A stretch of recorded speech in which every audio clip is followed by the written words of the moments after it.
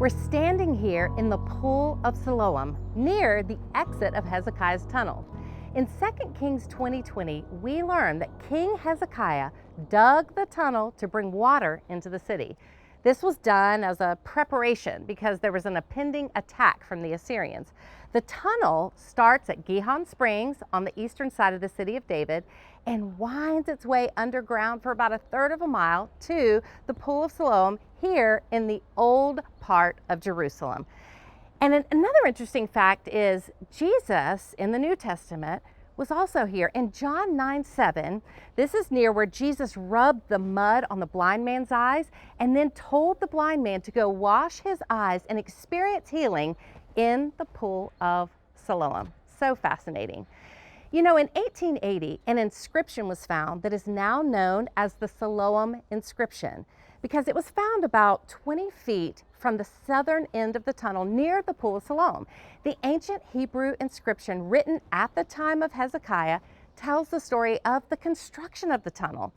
It reads, "When the tunnel was driven through, each man toward his fellow, and while there were still 3 cubits to be cut through, a voice of a man calling to his fellow. And when the tunnel was driven through, the quarrymen hewed each toward his fellow, axe against axe, and the water flowed from the spring toward the reservoir for 1,200 cubits, and the height of the rock above the heads of the quarrymen was 100 cubits." This inscription is amazing. It details the project to actually dig the tunnel at the time of Hezekiah. One of the most interesting aspects of the tunnel is that it's in an S shape. Based on that inscription I just read, it seems that the workers were working on opposite sides, calling to each other in order to meet in the middle and finish the tunnel. The tunnel served as a very important strategic accomplishment for Judah. Now, from a spiritual standpoint, this tunnel is also a picture of the people's desperate need for water.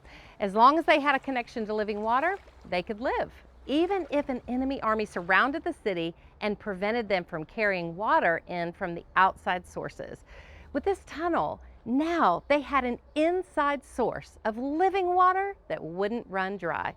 What a beautiful visual to Jesus in the New Testament, bringing us living water that won't ever run dry. With God, who is our spring or our source, as Jeremiah 2:13 says, the fountain of living water, which the literal Hebrew translation for fountain is source. God is our source of living water. You know, every test we face in our faith is an opportunity to return to our source of faith, the living water that flows from God. King Hezekiah, he started off so strong with staying connected to God. But let's pick up where we left off in our study last week and see where his trusting of himself became more evident than his trust of God. One of the ways we can get more insight into the kings we've been studying is to turn to 1st and 2nd Chronicles. It's almost like these books are like a commentary that give us different perspectives so we can see the story with better clarity. For example, last week we spent a lot of time talking about Hezekiah. In day 5, we unpacked how Hezekiah started to build up treasure for himself and then ultimately showed off all that he had to those Babylonian guests. We may wonder, was that really that bad? Well, let's read 2 Chronicles 32:27 through 31 together. Now, as we read, I want you to pay close attention to how Hezekiah perceives his riches and what the author of Chronicles teaches us about the true source of King Hezekiah's riches. "And Hezekiah had very great riches and honor, and he made for himself treasuries for silver, for gold, for precious stones, for spices, for shields, and for all kinds of costly vessels. Storehouses also for the yield of grain, wine, and oil, and stalls for all kinds of cattle and sheepfolds. He likewise provided cities for himself, and flocks and herds in abundance, for God had given him very great possessions. This same Hezekiah closed the upper outlet of the waters of Gihon and directed them down to the west side of the city of David. And Hezekiah prospered in all his works. And so, in the matter of the envoys of the princes of Babylon who had been sent to him to inquire about the sign that had been done in the land, God left him to himself in order to test him and to know all that was in his heart. It's truly amazing to read about all that Hezekiah had, the riches, the stability, the success, all the abundance a king could possibly ask for. But how does this apply to us?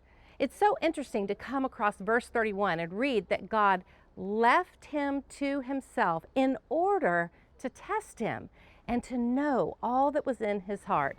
The phrase, "and so," in verse 31 shows us the connection between the riches and the testing. Now, let's read 2 Kings 20:14 through 19 to see how this test played out. And I think you'll see the test didn't go so well for Hezekiah. Then Isaiah the prophet came to King Hezekiah and said to him, "What did these men say, and from where did they come to you?" And Hezekiah said, "They have come from a far country, from Babylon." He said, "What have they seen in your house?" And Hezekiah answered, "They have seen all that is in my house. There is nothing in my storehouses that I did not show them." Then Isaiah said to Hezekiah, "Hear the word of the Lord.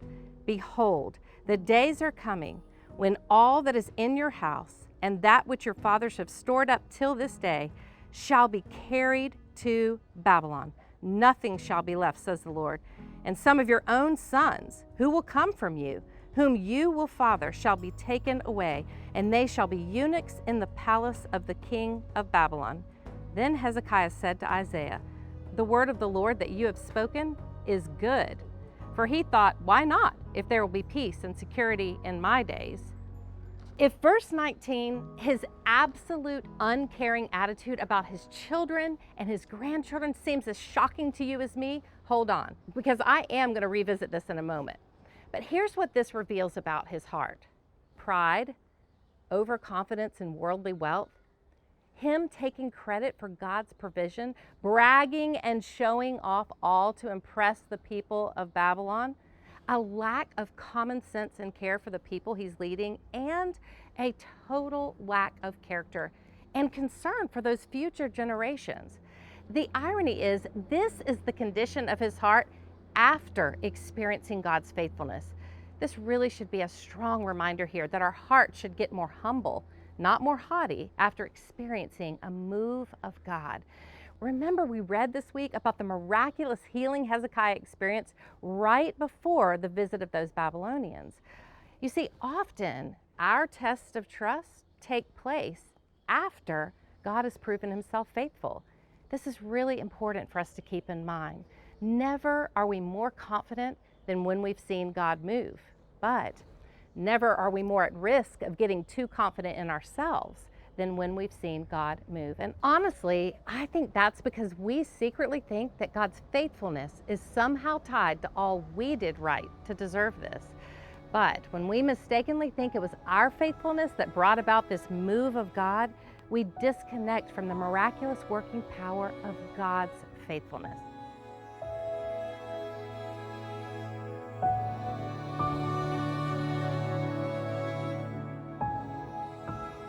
Let's take another look at Hezekiah's prayer, where he basically asked God to remember what he did in being so faithful to God. 2 Kings 20, verses 2 through 3. Then Hezekiah turned his face to the wall and prayed to the Lord, saying, "Now, O Lord, please remember how I have walked before you in faithfulness and with a whole heart, and have done what is good in your sight." And Hezekiah wept bitterly. This isn't just a situational observation from the life of Hezekiah. It's a warning to us all. Have you ever admired someone who seemed to be walking so closely with the Lord, rock solid in their faith, experiencing the blessings of God, and you thought to yourself, wow, they really have it all together? And then all of a sudden you hear that they've completely walked away from their family and turned away from God? Their choices stun you. Their selfishness confuses you. And you can't help but wonder, what on earth happened? Me too. I hear from people every day who are living this story with their spouse, who they thought was so close to God and experiencing the faithfulness of God. And then suddenly that spouse just picks up their things and walks away to live a life completely apart from God. I've seen this happen up close and personal to people I deeply love, and it's so shocking. But instead of staying in that shock that it does happen, I want this to shake me and wake me up to this warning for myself. Our response to God's faithfulness should be a response to pursue holiness. To be holy is to be set apart. It's what God wanted for his kings and for his people. This is exactly why God gives the Israelites the law, the Torah. It wasn't a task list of something to enslave them. It was meant to identify them with God and to set them apart from every other nation around them. It was really a gift intended to guide them toward holiness. Have you seen God's faithfulness in your life? How has it made you pursue holiness on even deeper levels with God? This isn't meant to question or to condemn you or me. It's meant for us to take a step back and consider some things. Are our blessings making us press into God more faithfully, or have those blessings become a distraction, deterring us from God? Have our experiences with God made us more humble or more prideful? More aware of others' needs or more disconnected from being concerned about others? More hungry for studying God's words and God's ways, or more resistant to pausing the rush of the day for a few quiet moments with God? Please hear my tender honesty here. I'm preaching this to myself, and I'm wanting just to provide a safe place here for us to be more self-aware and open to being course-corrected today. God is trustworthy. That's not the question. Are we trustworthy? I think that's the real question.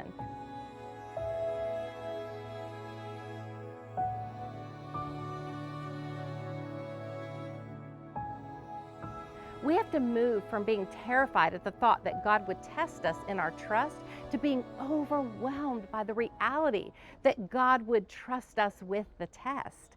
God isn't giving this test to enslave you or ensnare you. God is entrusting you. What an amazing reality that God would entrust a test to us.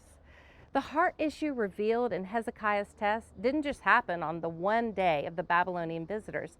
This was a slow slide of his heart being pulled more and more away from God.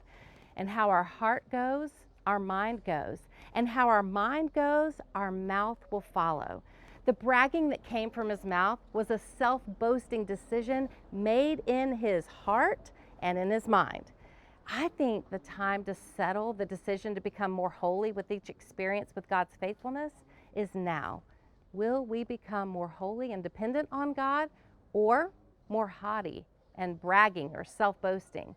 This is a decision we make in our hearts before it becomes thoughts in our minds that eventually becomes words that come out of our mouths. Remember why we're here today. One of the biggest accomplishments in Hezekiah's life, this tunnel that ended right here at the Pool of Siloam, the one accomplishment of his that is still standing to this day, was almost like a pretest of where his heart would turn. Would he see this accomplishment as evidence of God's faithfulness, or would he see it as evidence of his own strategic and military brilliance?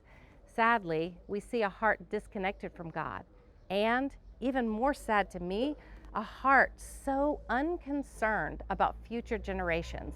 When the prophet Isaiah questions why Hezekiah showed off his wealth to the Babylonians, like I mentioned before, I'm so shocked by his response recorded in 2 Kings 20:19. Then Hezekiah said to Isaiah, "The word of the Lord that you have spoken is good." For he thought, why not? If there will be peace and security in my days. I don't know about you guys, but I honestly have no words to the selfishness of his response. God, may it never be so in my life. I don't want to start off strong, and then the more I experience your faithfulness, take so much credit for myself that I just completely blow it in the end.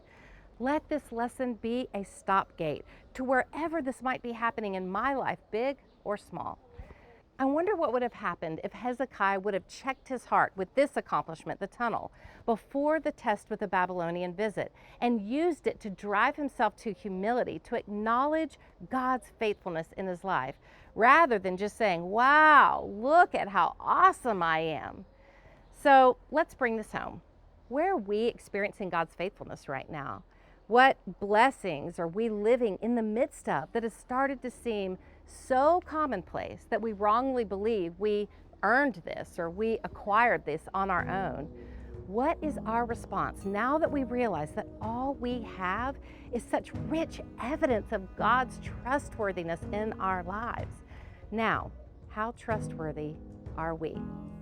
I don't know about you, but this teaching is certainly causing me to reevaluate some things in my life and kneel with greater humility to the one who over and over and over shows how trustworthy he is.